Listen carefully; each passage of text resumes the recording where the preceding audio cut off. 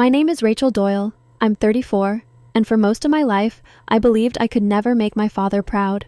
3 months ago, at his retirement party, 200 people watched him call me the biggest disappointment in our family.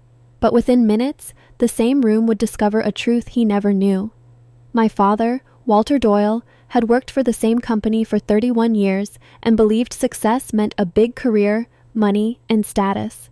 My younger brother Tommy had become a successful finance executive, so Dad treated him like the son who proved his philosophy worked. I chose a different path. I built a small branding business, helping companies rebuild their image and reputation. Dad never considered it real work. At family dinners, he praised Tommy, then asked me, "So Rachel, found a real job yet?" I smiled and swallowed the hurt. 2 days before his retirement party, I overheard Dad laughing with Tommy. "Rachel is handling the flowers and seating," he said. "It's about all she's good for. At least she can't ruin anything important." I cried that night, but still helped make his party perfect. Then came the toast. Dad praised Tommy in front of everyone, calling him an incredible success. Then he looked at me and said, "And Rachel? She does little logos for coffee shops." The room gave an awkward laugh. I forced a smile, trying not to cry. Then a silver-haired man near the back suddenly stood up.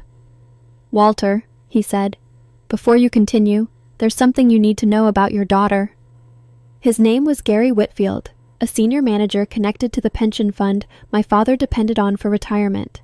2 years earlier, Gary's firm had hired me during a major branding crisis, and my work helped rebuild their public reputation and client communication. Dad had never asked what I actually did.